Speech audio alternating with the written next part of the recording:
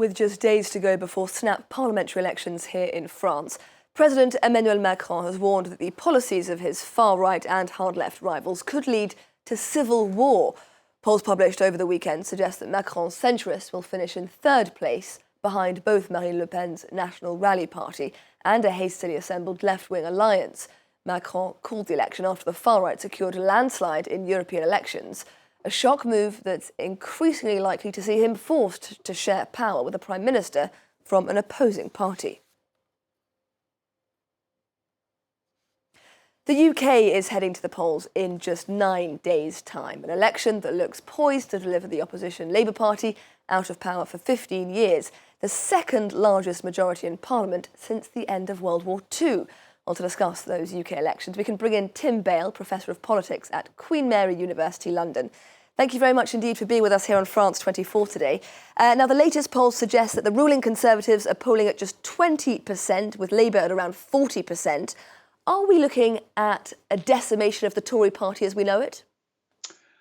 Decimation might not be a bad word. Certainly, if we look at the balance of the polls, it looks as if the Conservatives will end up with nearer to 100 seats than 200 seats, and even 200 seats would be a bad defeat. So, yes, it's looking very, very dark for them.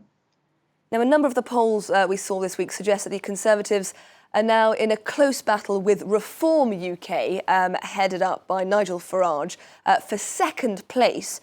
To what extent has Reform stolen support from the Conservatives here?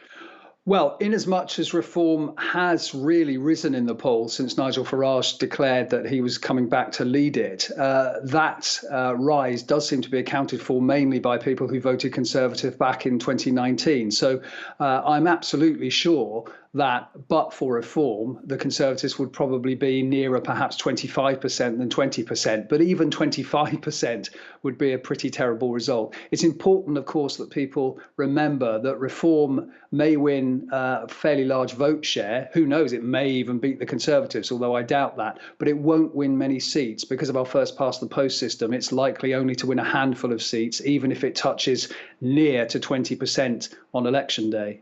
And do we have any idea about the extent to which Reform has stolen votes from Labour? Yes, we do.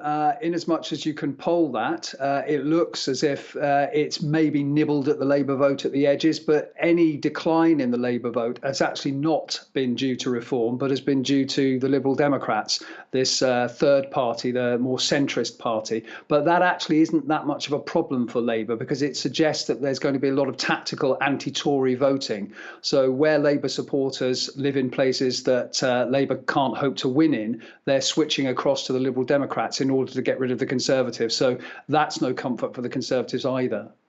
Now, a poll published in the Financial Times, I think it's today or yesterday, indicated that the Conservatives have lost or may have lost up to a third of voters who'd planned to go back to the party just 4 months ago. What went so wrong in just 4 months? Well, this is the campaign in which everything that could go wrong has gone wrong, really, for Rishi Sunak. He's made all sorts of gaffes. He's obviously coping at the moment with this scandal about people betting on the announcement of the election. It's also, to be honest, a problem of the fundamentals. The economy has not recovered in the way that he promised it would. Growth is there, but it's not very impressive. The National Health Service is still in crisis. Small boats are still coming across the channel. So all the pledges that he made when he first became Prime Minister really haven't been fulfilled. So although the campaign has obviously got something to do with it, it's actually those long-term problems, I think, that have done for the government. Now, you touched on it just there, this betting scandal whereby several party officials and candidates even are being investigated for allegedly betting on the date of the UK general election before it was announced.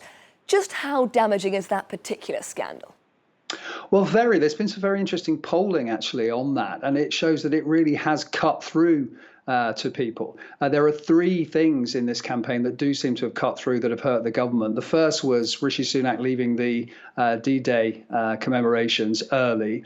The second was his admission in an interview that he'd had a deprived childhood by not being able to get digital or cable TV. And the third one is this, what people are calling betting gate, or gamble gate. it really does seem to have cut through to the public. I think it's one of those stories that's actually quite easy to understand. And it plays into this narrative that for the government anyway, and for the Conservatives, it's one rule for them and one rule for the rest of us. And of course, that was what hurt them during Partygate as well. Nigel Farage, the leader, of course, of Britain's anti-immigration reform party, over the weekend faced very strong criticism in the press and also from his political rivals for saying that the West had provoked Russia's invasion of Ukraine. Any sign that those comments have dented his popularity? Well, it might be too early for polling to pick that up. We might see that in the next few days. Certainly, it's something that the Conservatives are really pressing him on, quite understandably. And he's not just getting pressure, actually, from Conservative sources. It's also military sources and, if you like, the foreign policy and security establishment in the UK, who have absolutely no doubt that those remarks are in some ways ridiculous and perhaps give comfort to Vladimir Putin. And you'd have to say that, of course, Nigel Farage has got form on this. He's long been an admirer, as he says, of Putin as an operator, even if he says, and I find it quite hard not to laugh here, he doesn't think much of him personally. So I do think that those remarks may put some voters off, because there is a very, very strong support in the UK for Ukraine's battle against Russia. And Putin is certainly not someone who many Brits admire.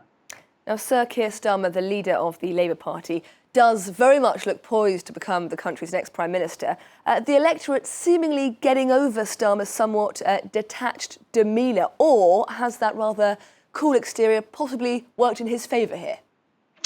I think it may have done. I mean, we have to remember that certainly since 2016, we've been through a lot of political turmoil in this country. We've been through so many prime ministers. Politics has been a real roller coaster, and there may be an appetite for a rather calmer and some would even say slightly more boring regime under Keir Starmer, who is definitely, as you say, more of a kind of safe pair of hands politician than he is an inspiring or charismatic one. So it could be that, cometh the hour, cometh the man. Now, we are, of course, just days away from the UK's general election. What do you think it would have to take for the Tories to secure more than 1 in 5 votes, as is currently the picture on the ground? To be honest, I think we would have to see Keir Starmer being indicted for a criminal offence at this stage. I mean, I think really it's probably all over for the Conservatives now. I think we're talking really about the extent of their defeat rather than whether there will be a defeat. So I think it's unlikely, given the fundamentals, given how people regard Rishi Sunak, and given, as we've already talked about, reform eating into the Conservatives' vote, that actually the Conservatives are really heading for a pretty bad defeat. And if indeed we do see, as you term it, a pretty bad defeat, which I think is possibly putting it lightly, when you take into consideration what we're seeing in the polls, what does the future look like for the Conservative Party?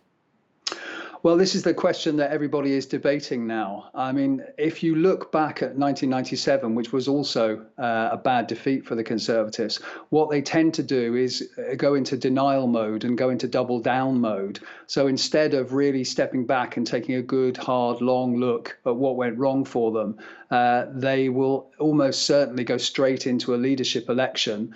They will almost certainly, given the character of the membership, which has the final say on that leadership selection, pick someone who is similarly, if you like, Thatcherite to Rishi Sunak, but even more of a culture warrior, and go down that route. And I'm afraid, in part, because they worry about Nigel Farage and the impact that he's had on their vote, I'm just not sure whether that is the right route for a Conservative Party in a country that is becoming increasingly socially liberal over time, and to be honest, now feels that perhaps the state needs to be doing a little bit more rather than a little bit less for people. Of course, it depends partly on the performance of the Labour government and whether the Labour government can deliver to some of the expectations that it's created. But if 1997 to 2005 is anything to go by, the Conservatives are out of power perhaps for quite some time. Tim Bale, thank you so much for taking the time to speak to us here on France 24 today. Tim Bale, Professor of Politics at Queen Mary University of London. Thank you.